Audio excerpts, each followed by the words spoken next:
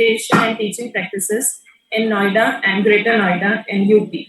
So now I request Dr. Manish Meshram sir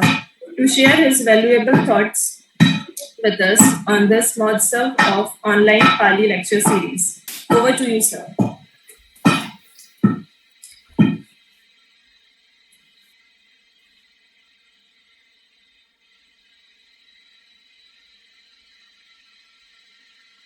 thank you very much Priyanka. बहुत ही अच्छी तरह से आपने आज के इस कार्यक्रम की शुरुआत की है। I am very much happy to listen very nicely your introduction inauguration program. तो मैं सबसे पहले इस कार्यक्रम के जो कर्ता धर्ता बनते चंद्र कीर्ति जी, उनका मैं बहुत बहुत आभारी हूँ। उन्होंने इस कार्यक्रम में मुझे बुलाकर आप लोगों के बीच में एक संवाद करने का मुझे मौका दिया है, और साथ साथ में उन महिला सशक्तिकरण संघ का भी आभारी हूँ कि जिनके माध्यम से या जिनके साथ बनते संघर्ष जी का नेतृत्व में वे हमेशा निरंतर प्रयास करते रहते हैं। मैं देख पा रहा हूँ जब से वो ऑनलाइन में आ गए हैं तो ऑफलाइन में दिखाई नहीं देते कुछ न कुछ ऑनलाइन में उसके कार्यक्रम चलते रहते हैं, और उनके साथ जुड़ी हुई जो महिलाएं हैं और सभी बोध उनके उपासक उपासिका है निरंतर उनके साथ में बने रहते हैं। तो मैं आप सभी को जुड़े हुए सभी उपासक उपासिकाओं को भी बहुत सारा अभिनंदन करता हूँ, बहुत सारी शुभकामनाएं देता हूँ कि आप इस प्रकार से जो अपने जीवन को समर्पित करते हुए धर्म का प्रचार प्रसार करने के लिए जिन्होंने अपना जीवन समर्पित किया है, ऐसे बनते चंद्र कीर्ति जी के साथ आप निरंतर बने रहिए और अपने जीवन का सुख है या सार्थकता को प्राप्त करते रहे। तो आज जैसे कि हमें सभी को पता है कि आज दो महापुरुषों की जन्म जयंती भी है, जिनका परिचय आपके इस सर्कुलर में भी लिखा हुआ है, और हम सभी बौद्ध और पूरे विश्व के लोग अनागारिक धर्मपाल जयंती को बहुत ही धूमधाम से मनाया जाता है, उनको स्मरण किया जाता है, उनके जीवन को, उनके कार्य को। तो आज सभी को मेरी तरफ से अनागारिक धर्मपाल जयंती की ढेर सारी शुभकामनाएं, और साथ साथ में पेरियर जी की भी जन्म जयंती की वो सारी शुभकामनाएं। और इन दोनों महापुरुषों के जन्म दिवस पर जो आप लोगों ने पहल की है बनते चंद्र कीर्ति जी के माध्यम से कि पाली अभ्यासक्रम का जो पाठ्यक्रम है वे ऑनलाइन के माध्यम से जो भी इस कोर्स में पार्टिसिपेट हुए हैं या रजिस्ट्रेशन किए हैं, उनका भी मैं बहुत दिल से आभारी हूँ। और मैं उम्मीद करता हूँ कि आप जिस उद्देश्य के लिए इस कार्यक्रम को आपने ज्वाइनिंग किए हैं, तो निश्चित ही उस उद्देश्य में आप सफलता पाओगे, क्योंकि आपके साथ में ऐसे अनुभवी और पाली के संशोधक कह सकते हैं, या उनकी जो पाली में जो एक अनुभूति है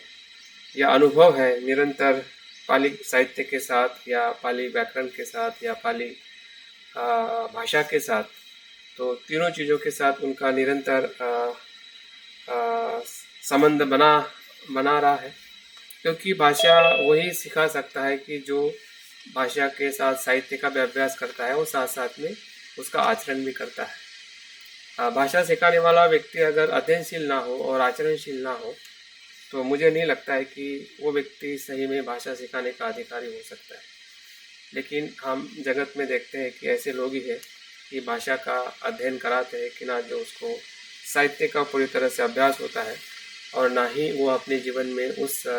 भाषा के मूल्य को जीवन में आचरण करता है। ऐसे बहुत कम लोग मिलते हैं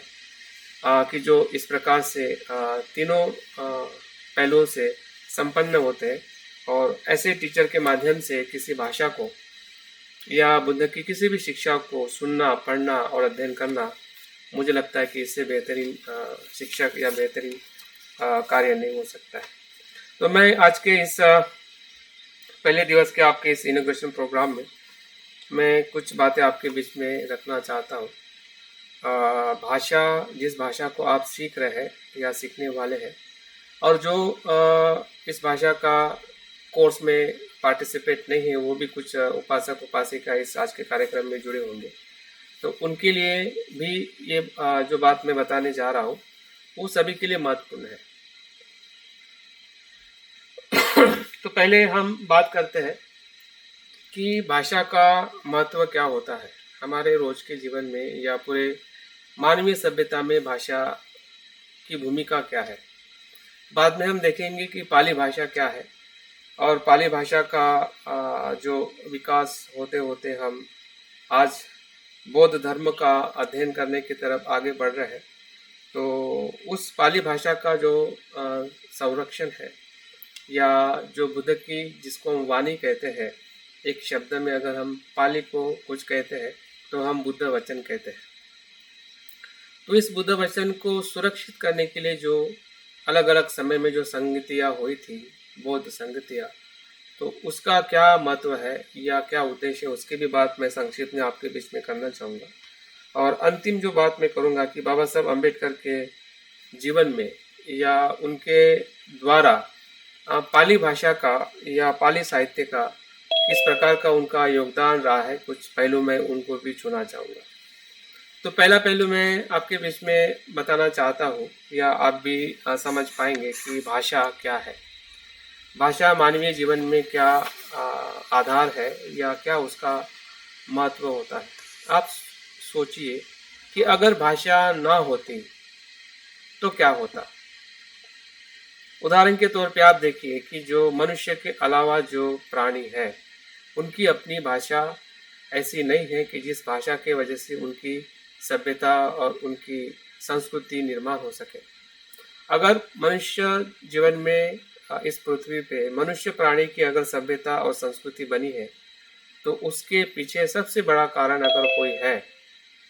या सबसे बड़ी कोई क्या कहते हैं कि उसकी जो पार्श्वभूमि है, वो है मनुष्य की बोली, भाषा, लैंग्वेज या बात करना। ये सबसे जिसे हम वाणी कहते हैं या वाचा कहते हैं, ये महत्वपूर्ण पहलू है, ऐसा मुझे लगता है। आप भी थोड़ा गंभीरता से सोचोगे तो आपको भी पता चलेगा कि भाषा अगर ना होती तो शायद बुद्ध को भी हम ना सुन पाते, ना समझ पाते, या जो भी अध्ययन हम करते हैं किसी भी साहित्य का या किसी भी विषय का, हम बिन भाषा से कुछ भी संपन्न नहीं हो सकता है। तो भाषा एक ऐसा शब्द है या ऐसा वजूद है कि जो दो व्यक्ति के बीच में और दो जनरेशन के बीच में, दो व्यक्ति, जैसे कि मैं बात कर रहा हूँ, आप सुन रहे हैं, या आप किसी व्यक्ति से बात करते हो, तो वो दोनों के बीच का जो मन, विचारों का या भावनाओं का एक प्रकार का संवाद करना या संवाद होना, उसका आधार भाषा है या बोली है। अगर आपके पास बोली नहीं है, भाषा नहीं है, तो आप दो मनुष्य के बीच में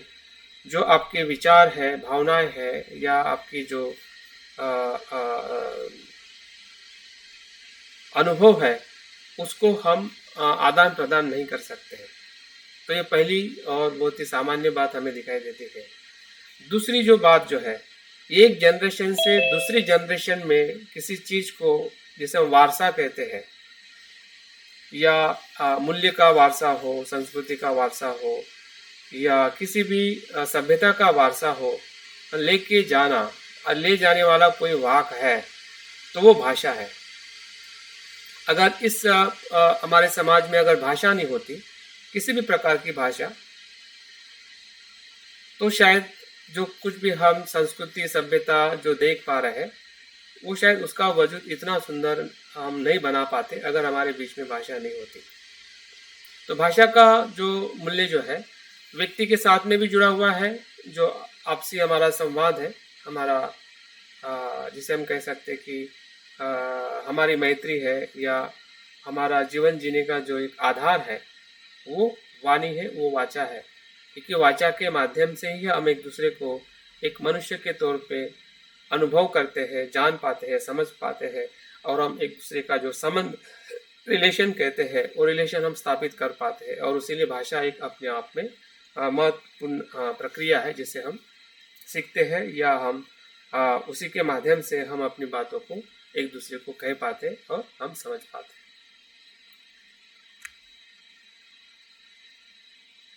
अभी हम पाली भाषा की तरफ आते हैं। तो पाली भाषा ये शब्द कहाँ से उत्पन्न हुआ है और क्या उसका वजूद रहा है, और पाली भाषा का जो आधुनिक जगत में हम जिसे भाषा के कैटेगरी में आने के लिए बहुत लंबा सफ़र वो बुद्ध वचनों को या पाली को एक लंबा समय लेना पड़ा, और उसके लिए बहुत सारा संघर्ष है या बहुत सारा संशोधन है। अलग अलग समय में अलग अलग विद्वानों के माध्यम से अलग अलग तरीके से उसकी जो खोज करते गए, और खोज करते करते आज हम जिस बुद्ध वचनों को हम भाषा के तौर पे हम देख पा रहे हैं, जिसे हम पाली भाषा कहते हैं। तो पाली भाषा, ये भाषा का आज जो हम भाषा के तौर पे इस्तेमाल कर रहे हैं, तो उसका जो वजूद जो है, बुद्ध के समय पाली ये शब्द भाषा के तौर पे इस्तेमाल नहीं हो रहा था। जो मुझे पढ़ने में या मुझे जो जानकारी या मुझे जो साहित्य में प्राप्त होता है, तो उस समय जो मगधी भाषा या प्राकृत भाषा या दूसरे तरीके से हम कह सकते लोक भाषा, तो बुद्ध ने जो जो उपदेश लोक भाषा में दिया, जिसे हम बुद्ध वचन कहते हैं, और उसी बुद्ध वचन को हम कहते हैं कि उस समय जो लोकल लैंग्वेज थी, जो लोगों की बोली थी, उस समय भाषा का भी स्वरूप इतनी पूरी तरह से विकसित नहीं हुआ था, क्योंकि भाषा और बोली में फर्क है, याद रखिए। बोली जो होती है उसको व्याकरण की जरूरत नहीं होती है, लेकिन जैसे जैसे बोली को हम शब्द देते हैं या उसका अल्फाबेट बनाते हैं और धीरे धीरे उसका विकास होता है, तब जाके वो बोली भाषा में परिवर्तित होती है। किसी भी प्रकार की आज हम जिसको भी भाषा कह रहे हैं, तो पहले भाषा नहीं होती है, वो पहले बोली होती है। और ऐसी बोली हमें भारत में जो आदिवासी है या जहाँ पे अभी तक उसका स्क्रिप्ट नहीं बना है या अभी तक उसका कोई वर्णमाला नहीं बनी है, फिर भी उनकी बोली है। वो बोली के तौर पे वो भाषा इस्तेमाल करते हैं, लेकिन अगर उसमें संशोधन किया जाए, उनकी वर्णमाला अगर स्थापित की जाए, तो वो बोली धीरे धीरे विशिष्ट प्रकार की भाषा के नाम पे स्थापित होती है। तो बुद्ध के समय अगर हम पाली, जिस शब्द को हम आज पाली भाषा मानते हैं, तो उस समय पर्टिकुलर ये पाली शब्द जो है भाषा के तौर पे वो इस्तेमाल नहीं था, और ना ही शब्द वो उस प्रकार से उपयोग किया जाता था। लेकिन ये इतना ज़रूर है कि उस समय में जो बोली जाने वाली जो लोक भाषा जो थी या लोक बोली हम कह सकते हैं, उस समय उसको प्राकृत या मागधी इस नाम से जाना जाता था। और बुद्ध ने जो भी उपदेश उसमें दिया है उसी का ही संकलन हमें पहली संगति, दूसरी संगति, तीसरी और चौथी, पांचवी और छठी संगति, जो 4 संगतियां हम प्राचीन समय में देखते हैं, बुद्ध से महापरिनिर्वाण से लेके वट्टगामिनी समय तक या कनिष्क के समय तक, और उसके बाद की जो 2 संगतियां हैं हम म्यांमार में 18वीं और 19वीं शताब्दी में हम देखते हैं। तो ये जो संगतियां जो का भूमिका जो है, मुझे लगता है कि ये पाली भाषा और पाली साहित्य के लिए बहुत ही महत्वपूर्ण आधारशिला है। अगर हम उसको जानते हैं तो हमें जो कुछ भी आज उस पाली के नाम पे हम एक बहुत ही प्रचलित शब्द हमें पढ़ने सुनने को मिलता है, पालेती रखती पाली, मतलब जो पालन और रक्षा करती है वो पाली। एक शब्द में उसको इस प्रकार से कहा जाता है कि जो पालन और रक्षा करती है वो पाली। तो किसका पालन करती है, किसकी रक्षा करती है? वो बुद्ध वचनों की रक्षा करती है, उसे हम पाली कहते हैं। मतलब बुद्ध के समय जो भी सूत्र है या जो भी बुद्ध के उपदेश उस समय जो लोकल भाषा में या लोक भाषा में जो कहा गया था, उसी ही बुद्ध के उपदेश को फिर हमें संकलन करने के बाद और उसका जो विकसित स्वरूप हुआ उसी को ही पर्टिकुलर पाली भाषा के नाम पे कहा जाता है, जिसको आज हम पाली भाषा कहते हैं। और इन पाली भाषा के आधुनिक जो महान विद्वान जो विशेषता जब यूरोप के भूमि में या वेस्टर्न कंट्री से या वेस्टर्न कंट्री में इसका जब अध्ययन किया गया 18वीं शताब्दी से, तब जाके पाली भाषा का जो वजूद जो है वो इस जो आधुनिक भाषा के कैटेगरी में लाने के लिए काफ़ी एफर्ट हुआ। और वही से हमें पाली भाषा जो है हमें आधुनिक भाषा के लिस्ट में आज हम भाषा के तौर पे उसको स्वीकार करते हैं कि पाली भाषा मतलब बुद्ध वचन और बुद्ध वचन मतलब पाली भाषा। तो इस पाली त्रिपिटक का अध्ययन हमें पता है कि यूरोप में अध्ययन होने के पहले 18वीं शताब्दी के पहले, या अगर हम देखते हैं कि 12वीं या 15वीं शताब्दी के बाद से लेके 18वीं शताब्दी का जो काला समय कह सकते हैं बौद्ध धर्म के अध्ययन और विशेषता भारत के परिप्रेक्ष्य में हम बात करते हैं, तो ज़्यादा अध्ययन हमें होते हुए दिखाई नहीं देता है भारत के परिप्रेक्ष्य में। लेकिन फिर भी जो हमारे नियर बाय कंट्री जो है श्रीलंका है, म्यांमार है, वहाँ पे निरंतर पाली भाषा का अध्ययन हो रहा था, अभ्यास हो रहा था, आचरण हो रहा था, किताबें लिखी जा रही थी। लेकिन जो वेस्टर्न या जिसे हम यूरोपियन कंट्री कहते हैं वहाँ तक बुद्धिज्म आते आते 18वीं शताब्दी के बाद, अगर हम सबसे पहले अगर किसी व्यक्ति का नाम ले पाते जिनकी जयंती भी आज हम मना रहे हैं, वो अनागरिक धर्मपाल जी, जिन्होंने 1891 में महाबोधि सोसाइटी की स्थापना करते हुए और जो यूरोप कंट्री में जो धर्म का जो अधिवेशन था, उस अधिवेशन में जाके जो बुद्ध की शिक्षा और बुद्ध के सिद्धांत का जो उन्होंने पहली बार इंट्रोडक्शन दिया, वहाँ से हमें एक जो वैश्विक या अंतर्राष्ट्रीय जगत में बौद्ध धर्म की जो छाप है या उसका एक कनेक्शन जो है वो बढ़ते हुए हमें दिखाई देता है। तो और साथ साथ में जो ब्रिटिश जो थे या मैकमुलर हो या रिस डेविड हो या ओल्डनबर्ग हो, इन सभी महान विभूतियों ने जो पाली टेक्स्ट का भाषा का अध्ययन करते हुए और इंग्लिश में उसका ट्रांसलेशन करते हुए भारत की जो छुपी हुई जो विरासत थी, या एक प्रकार से कह सकते हैं कि एक रहस्यमय भारत था उस समय, क्योंकि ब्रिटिश को भी पता नहीं चल रहा था कि भारत की मूल विरासत क्या है। और ब्राह्मीण या ऐसे जो ऑर्थोडॉक्स जो भारतीय जो विद्वान थे, उन्होंने भी हमेशा भारत की जो मूलाधार है या मूल उसकी जो अवधारणा है उसको हमेशा एक विकृत स्वरूप में या मूल स्वरूप में कभी भी दिखाने का या समझाने का कभी भी प्रयास नहीं किया। और इस प्रकार के ग्रंथ भी उस समय पूरी तरह से भारत में से नष्ट हो चुके थे। अगर हम देखते हैं कि 12वीं शताब्दी में जो मुस्लिम आक्रमण हुआ और वहाँ से हमारी जो पूरी विरासत है, हमारी जो ग्रंथ संपदा है या हमारी विश्वविद्यालय है, या वहाँ से हमारे बौद्ध धर्म के आचरण करने वाले या बौद्ध धर्म के अनुयायी जो है पूरी तरह से नष्ट होते हुए या कोई मुस्लिम बन गए या कोई डर के मारे अस्पृश्य बन गए, और इस प्रकार से हमें भारत में एक काली जो अधोगति जो है वो होते हुए हमें दिखाई देती है। लेकिन 18वीं और 19वीं शताब्दी के आसपास जो भी ब्रिटिश कुछ विद्वानों ने जो फिर से संशोधन करते हुए उसकी विरासत आर्कोलॉजिकली हो या साहित्यिक हो या उसकी मूल अवधारणा हो, उसको ढूंढने का जो प्रयास किया है, तो उसके अंदर जो पाली साहित्य जो है एक ऊंचाई का जो रत्न जो है, जिसे हम धम्म रत्न कहते हैं। धम्म रत्न मतलब क्या? बौद्ध साहित्य, बौद्ध साहित्य की संपदा जो हमें इस पाली भाषा के साथ में और साथ साथ में संस्कृत भाषा में भी जो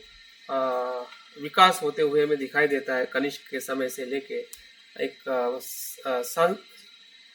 त्रिपिटक का जो पाली स्वरूप हमें दिखाई देता है, उसी प्रकार से त्रिपिटक का जो संस्कृत जो संस्करण है वहाँ पे हमें कनिष्क के समय से लेके 12वीं शताब्दी तक उसका जो विकास है या उसके माध्यम से जो अलग अलग संप्रदाय है या अलग अलग बुद्ध की धारा है हमें बहते हुए दिखाई देती है। तो जिस प्रकार से मैंने कहा था कि पाली साहित्य में जो संगतियाँ है, विशेषता सभी संगतियाँ, मैं सभी संगतियों को पूरी तरह से विस्तृत नहीं बताऊंगा, हम सभी को पता है कब कौन सी संगतियाँ हुई थी, लेकिन उसका जो मूल उद्देश्य जो है कि संगतियों से क्या प्राप्त हुआ या क्या उद्देश्य था, जिस उद्देश्य को इन संगतियों ने पूरी तरह से संपन्न किया। पाली साहित्य के साहित्य में हमें अगर ऊपरी तौर पे हम देखते हैं कि जो त्रिपिटक है, उसके बाद में अट्ठकथाएं है, अनुपिटक है, व्याकरण है, वाङ्मय साहित्य है, ऐसी पूरी लिस्ट जो हमें बुद्ध के वचनों की पहली संगति से जो उसकी शुरुआत हुई, जो हमें तीसरी संगति तक जो त्रिपिटक है या बौद्ध साहित्य जो है हमें मौखिक स्वरूप में दिखाई देता है। दो प्रकार की परंपरा या दो प्रकार का स्वरूप हमें त्रिपिटक का, बौद्ध साहित्य का दिखाई देता है। पहला जो प्राथमिक जो स्वरूप जो था बुद्ध का, बुद्ध वचन का हम त्रिपिटक कहते हैं, तो उसका मौखिक स्वरूप था। मौखिक स्वरूप का संकलन करना और उसके साथ में उसकी सुरक्षा करना, मुझे लगता है कि बहुत बड़ा चैलेंज उस समय के हमारे भिक्षु संघ के लिए रहा होगा। और इससे हमें यह भी पता चलता है कि उस समय उनकी जो मेमोरी पावर है, स्मरण शक्ति है, वो किस प्रकार से पूरी तरह से उसका इस्तेमाल करते होंगे, उसका भी हमें इसमें से एक दिमाग का उनका विकास कह सकते हैं या मन का विकास जो है किस प्रकार से रहा होगा, इसका भी हमें प्रमाण मिल सकता है। क्योंकि ये कोई 1 साल 2 साल की बात नहीं थी, बल्कि मुझे लगता है कि तीसरी शताब्दी तक, अशोका के समय तक, निरंतर 300 वर्ष तक, या उसके बाद में भी अगर हम देखते हैं कि जब तक भारत में भी पूरी तरह से उसका लिखित स्वरूप विकसित नहीं हुआ तब तक, और उसके बाद में भी लिखित स्वरूप होने के बाद में भी वो परंपराएं निरंतर बनी है। और आज भी हम देखते हैं कि मौखिक जो संगायन है या पठन है, हमें जो बौद्ध विशेषता जो पारंपरिक बौद्ध देश है, श्रीलंका, म्यांमार हो या वियतनाम हो, वहाँ पे अभी भी संगायन करते हुए बौद्ध सूत्रों को पठन करते हुए स्मरण किया जाता है। तो ये ओरल या मौखिक जो परंपरा हमें पहली संगति से दूसरी संगति तक, जैसे कि हमें पता है कि पहली संगति बुद्ध के महापरिनिर्वाण के 3 महीने के बाद या 4 महीने के बाद संपन्न हुई, जिसमें जो तीनों पिटकों का प्रारंभिक स्वरूप, विशेषता सुत्त पिटक और विनय पिटक का संपूर्ण स्वरूप का संकलन किया गया। अभिधम्म पिटक भी कोई विद्वान कहते हैं कि संकलित हुआ था, कोई कहते हैं कि नहीं हुआ था, लेकिन कहने की प्राथमिक तौर पे जरूर अभिधम्म पिटक का भी संकलन हुआ था, ऐसे बुद्ध घोष अपने उनके साहित्य में बताते हैं। तो इन तीनों पिटकों का जो स्वरूप आज हम देख पा रहे हैं, वो पहली संगति में ही संपन्न हुआ था, ऐसा नहीं है। तो दूसरी संगति भी जब वैशाली में हुई थी और विनय को लेकर कुछ वाद विवाद हो रहा था, और उस वाद विवाद को संतुष्ट करने के लिए वहाँ से हमें एक बौद्ध संघ में हमें 2 प्रकार के विभाजन दिखाई देते हैं, कि जो स्थविरवादी और महासांगिक। तो ये जो डिवीजन, ये जो हमें विभाजन दिखाई देता है, कभी कभी हमें लगता है कि बौद्ध धर्म इतना सुंदर है या महान है, तब भी बौद्ध धर्म में ऐसा विभाजन क्यों है। लेकिन हमने बुद्ध के उपदेश को ध्यान से सुनना चाहिए कि बुद्ध क्या कहते हैं। बुद्ध 2 बातें हमें बताते हैं कि सब कुछ अनित्य है। अनित्य मतलब परिवर्तन, परिवर्तन मतलब हर जगह पे परिवर्तन। तो 100 वर्ष के बाद में क्या परिवर्तन होगा और किस परिवर्तन से किसी वस्तुओं में मतभेद हुआ होगा, ये सामान्य बात है। दूसरी बात जो मैं देख पाता हूँ बुद्ध धर्म में, और अगर बौद्ध संघ में इतनी कुछ हमें शाखाएं दिखाई देती, उसका दूसरा महत्वपूर्ण कारण है, बुद्ध कालाम सूत्र में कहते हैं कि जो मैं कह रहा हूँ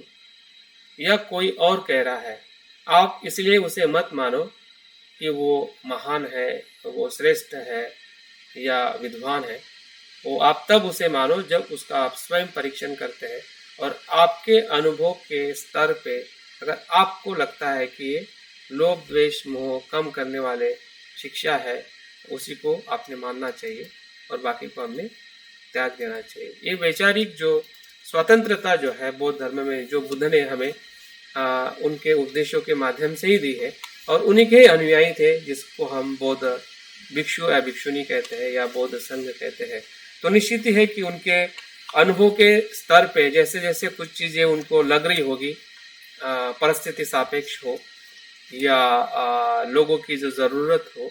या उस समय जो हम देखते हैं कि बौद्ध धर्म का जो विस्तार हो रहा था, कि ऐसे ऐसे जगह पे लोग फैल रहे थे कि वो सीनियर मोंग से या किसी और उनके भिक्षुओं से मिल ही नहीं पाते थे। ऐसा नहीं था समय कि हम तुरंत किसी को फ़ोन कर दें और बता दें कि भाई मुझे ऐसा करना है, मैं ऐसा सोच रहा हूँ। ऐसा संवाद होना बड़ा असंभव था, क्योंकि एक भिक्षु का अगर समुदाय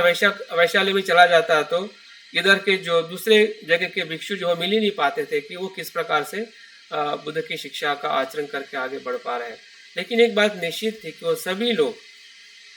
इससे वो प्रमाणित थे या प्रामाणिक थे कि वो बुद्ध की मूल शिक्षा को कभी भी उन्होंने भटकने नहीं दिया, जिसके अंदर 4 आर्य सत्य हो, 3 लक्षण हो, या ईश्वर को नहीं मानना हो, आत्मा को नहीं मानना हो, कर्मकांड को नहीं मानना हो, अंधश्रद्धा को नहीं मानना हो। तो ये चीज़ें हमें हर एक बौद्ध शाखाओं में दिखाई देती है। तो उसकी जो मूल धारा जो है वो वैसी ही थी, लेकिन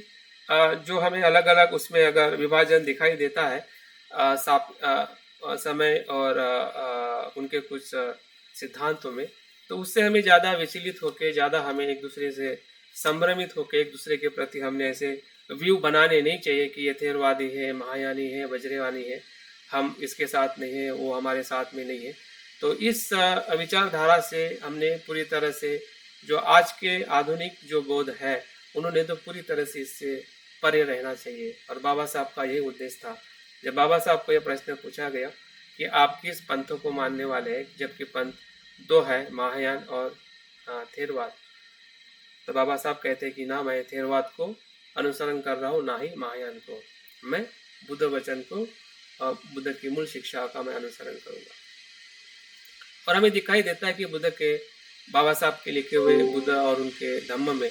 तो दोनों प्रकार की विचारधाराएं, दोनों प्रकार के संदर्भ जो है बुद्ध के बाबा साहब के रचनाओं में मिलती है। तो जो संगतियों का जो एक रूप हमें दिखाई देता है, वैशाली की संगति हो या अशोका के समय तीसरी बड़ी संगति हो जिसमें 10,000 अरंत भिक्षुओं का संकलन करते हुए अशोक और मोगलीपुत्र तिस्स का जो एक अवलोकन था उस समय कि राजा अशोका ने पूरी तरह से भिक्षुओं को उनका खजाना खुला कर दिया था, और उसकी वजह से ऐसे भी भिक्षु अंदर आने लगे मान सम्मान के लिए या अपने रोजी रोटी के लिए। तो भिक्षु संघ में एक बहुत बड़ा विस्फोट हो गया, ऐसा कह सकते हैं कि समझ में ही नहीं आने लगा कि कौन सच्चा भिक्षु है और कौन सच्चा भिक्षु नहीं है। और जब अशोका ने जब देखा कि बहुत सारे समय से उपोषित नहीं कर रहे हैं या सही तरीके से आचरण नहीं कर रहे हैं, तब से फिर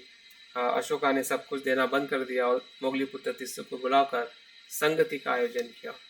तो ये संगति इसलिए महत्वपूर्ण है क्योंकि इस संगति के जो महत्वपूर्ण उद्देश्य है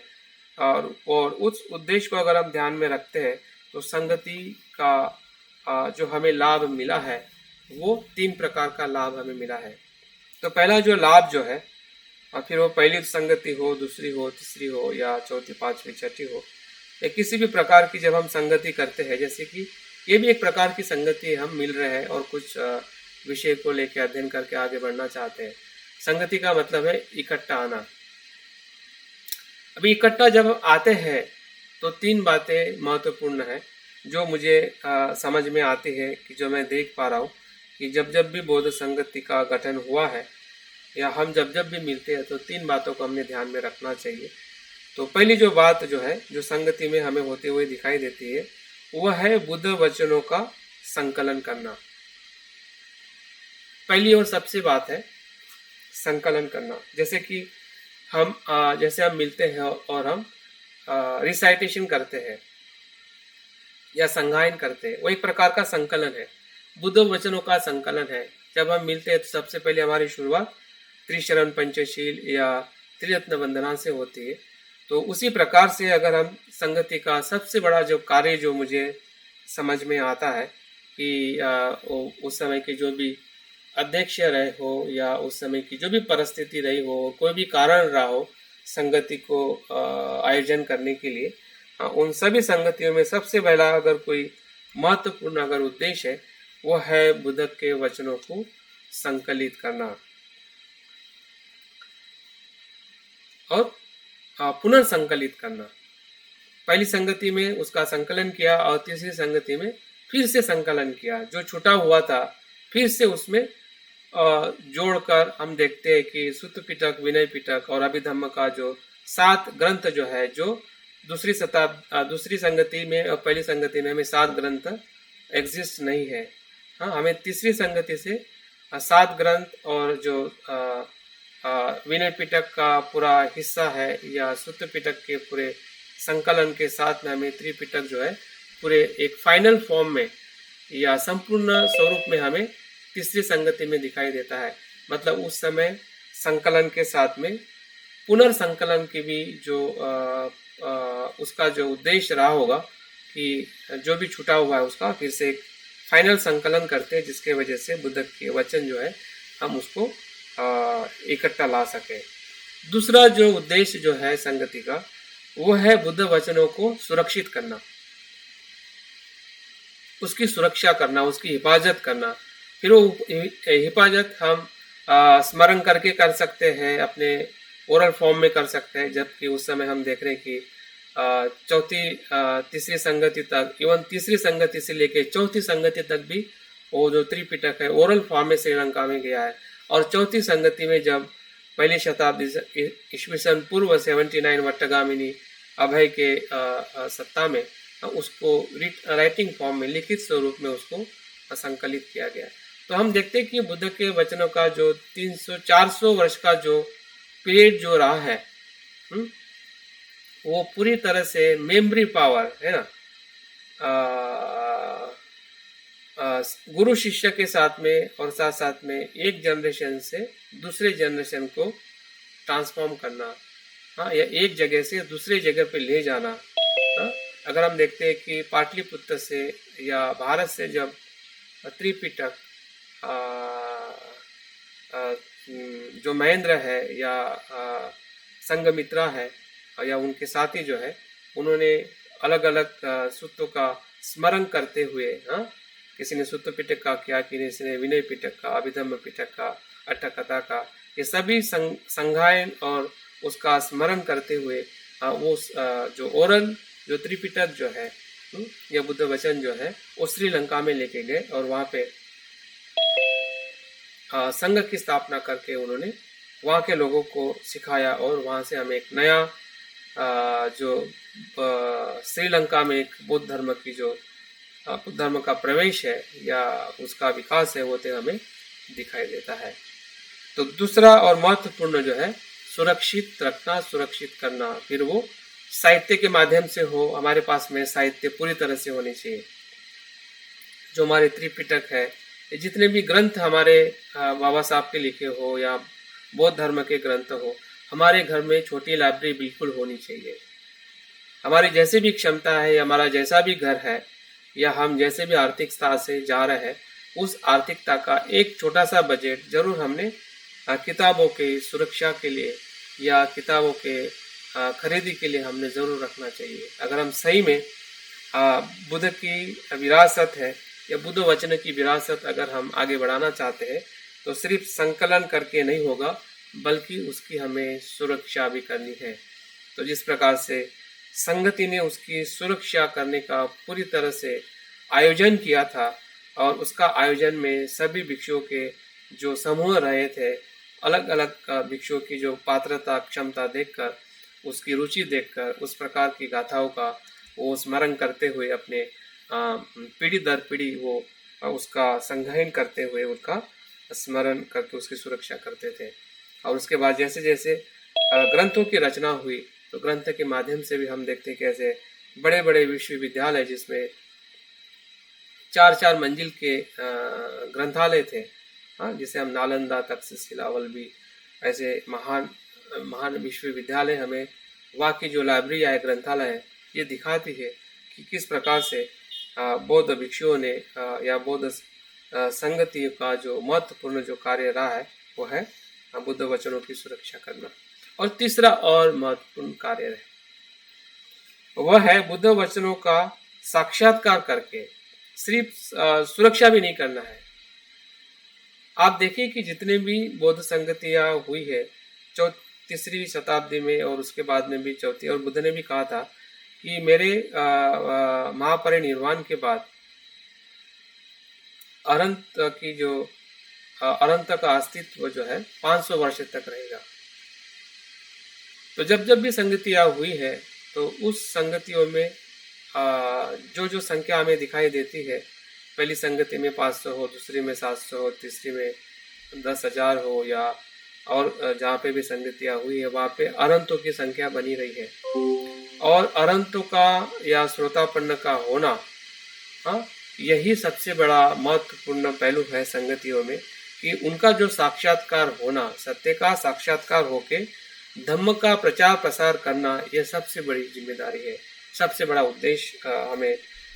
भिक्षु संघ ने निभाते हुए हमें दिखाई देता है। तो हमने भी अपने जीवन में जो भी हमारे पास में साहित्य है, धम्म है, उसका साक्षात्कार करना बहुत जरूरी है। फिर वो शील का पालन हो, ध्यान का पालन हो, समाधि का पालन हो, उसका कुछ न कुछ हद तक अनुभव करते हुए धम्म का प्रचार प्रसार करना। अगर हम अनुभव नहीं करते हैं शील समाधि प्रज्ञा का, और हम सिर्फ धम्म का प्रचार प्रसार करते हैं, तो इससे धम्म आगे नहीं बढ़ता है, और वही हमारे समाज में अधिक प्रमाण में लोग करते हैं। और इसलिए बाबा साहब के बाद जो एक विरासत आगे बढ़नी थी,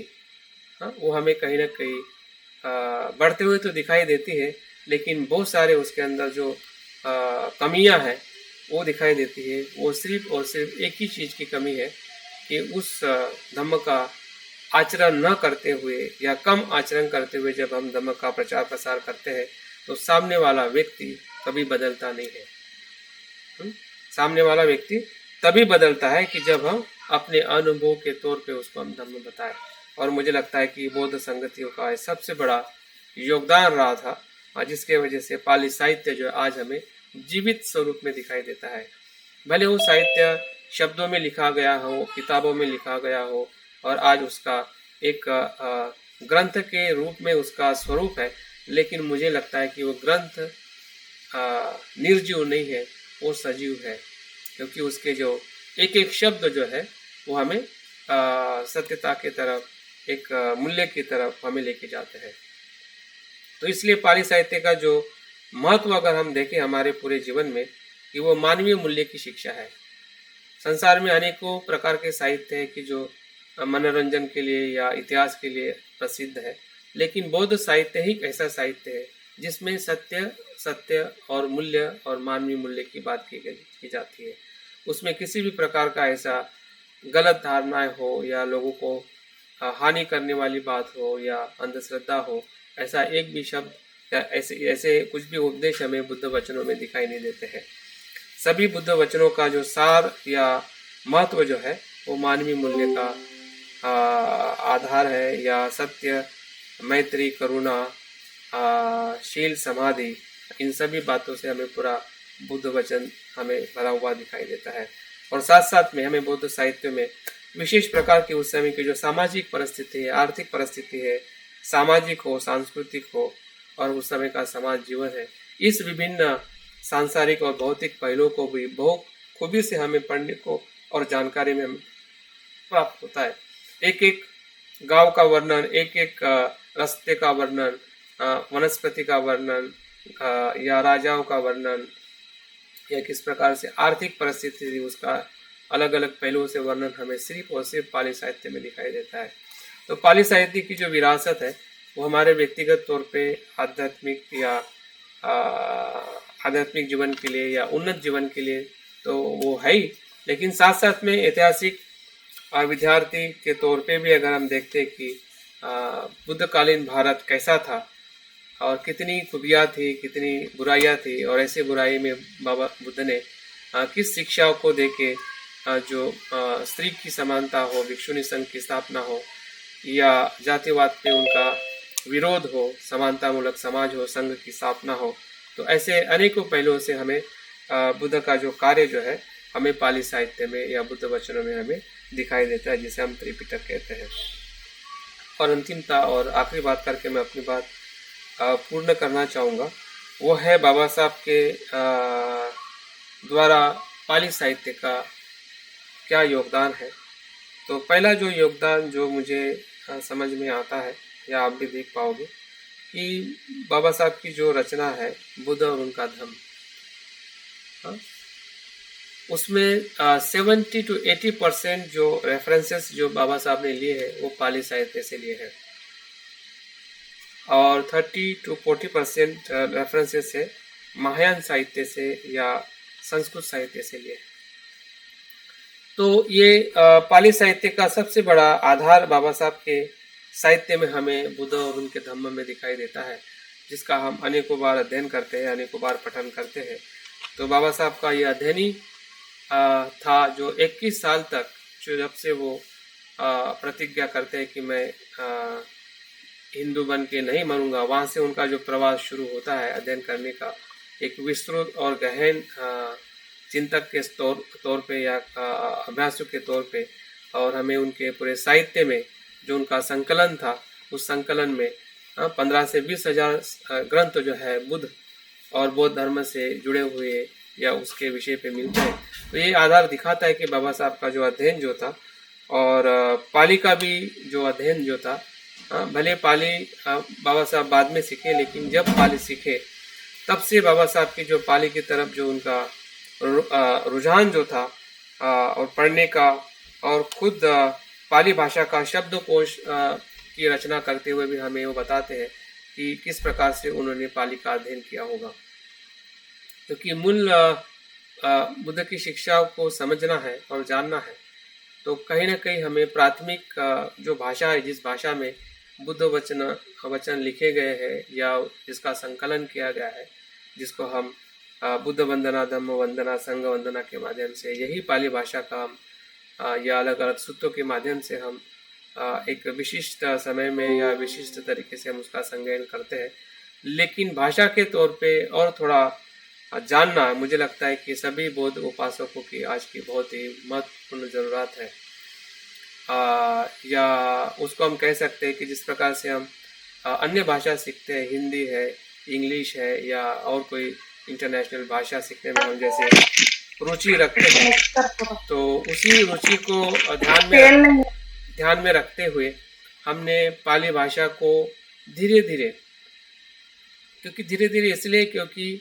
भाषा का जो अभ्यास है जल्द गति से नहीं होता है, हाँ? और जो सिखाने वाला भी जो है वो भी महत्वपूर्ण कारण होता है कि वो किस प्रकार से सिखाता है। अगर सिखाने वाला अनुभवी है, आचरण से सिखाएगा, तो आपको सीखने में बहुत आनंद मिलेगा,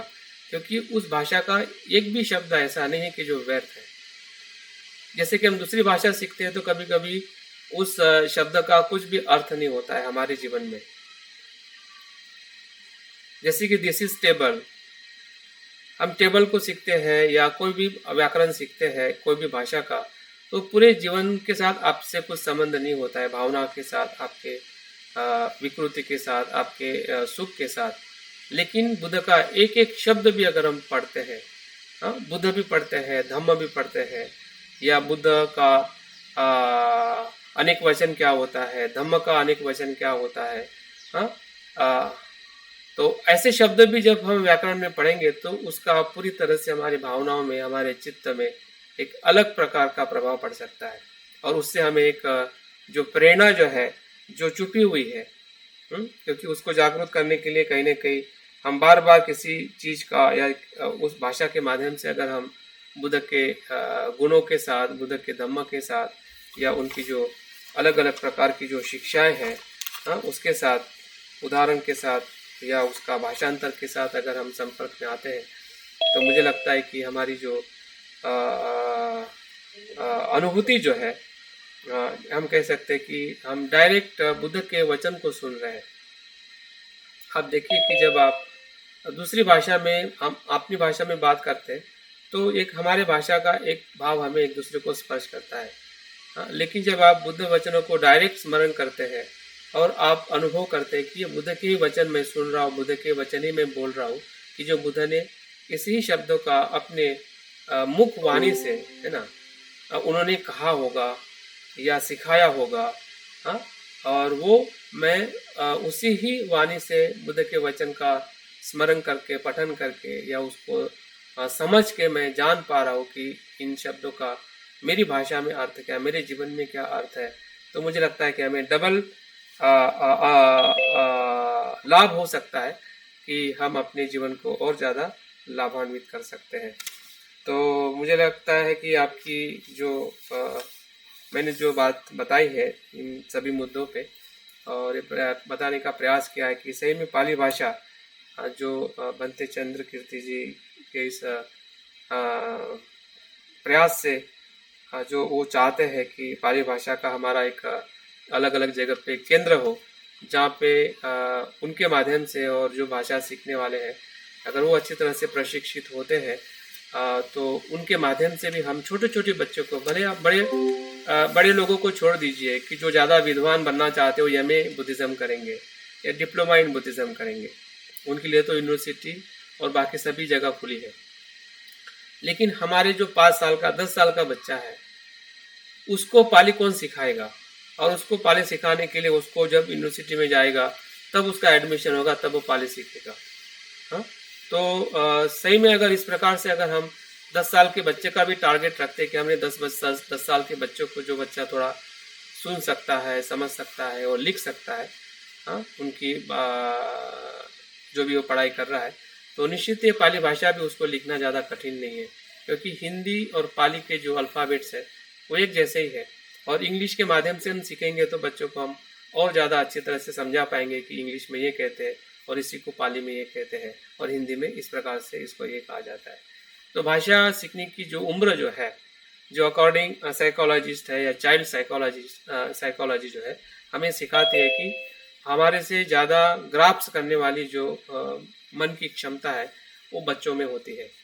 हाँ, अगर बच्चों को सिखाने के लिए हमारे पास में ऐसे 10-12 प्रशिक्षक बन जाए कि जो एक बेसिक नॉलेज उसको दे सके, समझा सके, तो मुझे लगता है कि बचपन से ही हमारे बच्चे बौद्ध धर्म के संपर्क में आ सकते हैं और उनकी जो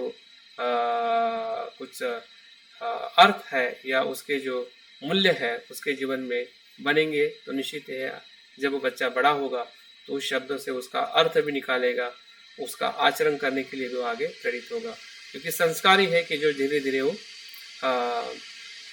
बढ़ते जाते हैं। अगर हम बच्चों को संस्कार नहीं देते हैं तो वो बच्चा जो संस्कार वो दूसरे जगह से लेता है या दूसरे प्रकार से लेता है, उसी संस्कार से उसका जीवन बनता है। तो संस्कार देने के लिए भी मुझे लगता है कि ऐसे उम्र के साथ, ऐसे बच्चे की उम्र के साथ हमने ऐसे कोर्सेज को जब प्रशिक्षक बनेंगे तो उनके माध्यम से वहाँ तक हम पहुँच सकते हैं। तो बहुत बहुत धन्यवाद बंते चंद्र कीर्ति जी और महिला सशक्तिकरण संघ जो मुझे ये जगह दी बात करने की या मुझे अवसर दिया, और आप सभी बौद्ध उपासक उपासिकाओं ने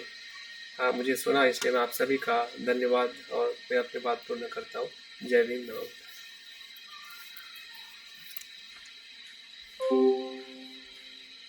Thank you, sir, for your valuable thoughts and opinions.